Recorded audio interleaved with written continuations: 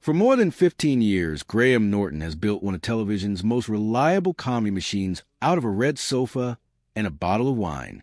His talent isn't really interviewing in the traditional sense. It's hosting chaos. He lets guests talk over each other, lets jokes run too long, lets silences sit just long enough to become funny rather than awkward, and somehow steers four strangers with four different agendas into something that feels like a dinner party rather than a press junket. It's a skill that looks effortless and isn't. But even the best hosts have nights they'd rather forget. And over the years, Norton has been fairly open, in interviews at literary festivals, in his own writing, about the guests who made his job genuinely hard. Not because they were rude in some dramatic headline-grabbing way, but because they broke the one thing his show depends on, which is rhythm. Here are 6 names that have come up again and again when Norton has talked about the nights the sofa stopped working. The most famous of these by far is Mark Wahlberg's appearance in January 2013, when he joined the show alongside Michael Fassbender and Sarah Silverman to promote the film Broken City. This is one of the most widely circulated clips in the show's history, and it's well documented because it happened on camera in front of a live studio audience and was broadcast unedited on the BBC. Wahlberg arrived in good form, sharp and funny in the opening minutes, but as the segment went on, it became clear he had been drinking before the show, and the effect caught up with him on air. He grew louder, started talking over his fellow guests, and at one stage climbed onto the sofa and put his arm around Norton mid-segment, derailing whatever story was being told at the time. The clip went viral almost immediately and has resurfaced online repeatedly in the years since, usually framed as either one of the funniest accidents in talk show history or a genuinely uncomfortable watch, depending on who's sharing it. Norton has referenced the episode multiple times in subsequent interviews and at public events over the years, generally describing it as one of the strangest nights he's had in the chair, precisely because Wahlberg didn't seem impaired at all when he sat down, and then noticeably was within 20 minutes.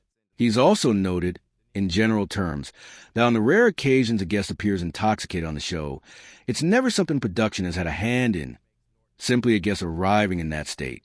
Wahlberg himself has acknowledged in passing press conversations since that he'd had a few drinks before the taping, treating it as a wild, slightly embarrassing night rather than anything to be defensive about. There's no record of any lasting falling out between the two men, but Norton has continued to cite the episode, even loosely, as one of the more chaotic nights the show has produced. Mickey Rourke is the other name that comes up consistently, and for a very different reason. Where Wahlberg's appearance was too much energy in the wrong direction, Rourke's reputation on the talk show circuit, including on Norton's couch, has been built around the opposite problem: disengagement. Rourke has long had a public image as a reluctant, prickly interview subject generally, someone who treats the talk show format itself with open disdain, has said in multiple separate interviews over the years that he isn't interested in performing for an audience, and has a well-known habit of chain smoking through interviews regardless of studio rules. Norton has spoken in general terms about the difficulty of working with guests who simply don't want to engage with the format, describing the experience of trying to draw a conversation out of someone who has decided in advance they're not going to play along as one of the hardest parts of the job, harder in some ways than dealing with a guest who's too loud, because there's no comedy to be mined from total disinterest, only long silences that have to be filled. Rourke, for his part, has never shown much concern about this reputation. In interviews about his approach to publicity generally, he's been dismissive of the entertainment press circuit as a whole, framing chat shows as a kind of performance he has no interest in giving. There's no public feud between the two men, just an apparent mutual understanding that they were never going to be a great match for that format. Robert De Niro's reputation as a difficult talk show guest isn't specific to Norton's program. It's one of the most widely acknowledged open secrets in entertainment broadcasting, repeated by hosts on both sides of the Atlantic for decades. De Niro built his entire career on disappearing into characters rather than performing as himself, and that instinct doesn't switch off when the cameras turn to a couch instead of film set. He's known for short, careful, sometimes monosyllabic answers, long pauses before responding, and a general reluctance to offer the kind of colorful anecdote that talk shows are built around. Norton, like most hosts who have had De Niro on the program, has spoken about the particular challenge of interviewing actors whose talent lies in restraint rather than storytelling, noting that some of the biggest names in film are, by nature, the hardest people to get a spontaneous laugh out of, precisely because their skill is control, not spontaneity. This isn't a criticism of De Niro as a person so much as an observation about format mismatch. The qualities that make someone a legendary actor, stillness, internal focus, precision, are close to the opposite of what makes someone an easy chat show guest. De Niro has been consistent about this himself in separate interviews over the years, generally describing himself as someone who is far more comfortable saying very little in public and letting his work speak instead.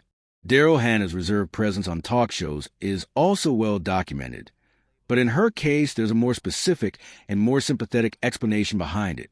Hannah has spoken publicly, in her own words across several interviews over the years, about having long struggled with intense shyness and sensory discomfort around public performance, conditions she's connected in her own retrospective comments to traits associated with autism. She's described avoiding press events and large public appearances for long stretches of her career specifically because of how overwhelming they felt, and has said plainly that the performative, on-demand charm expected of talk show guests was never something that came naturally to her. Set against that context, an appearance that comes across as flat or withdrawn on screen reads very differently than simple rudeness or diva behavior.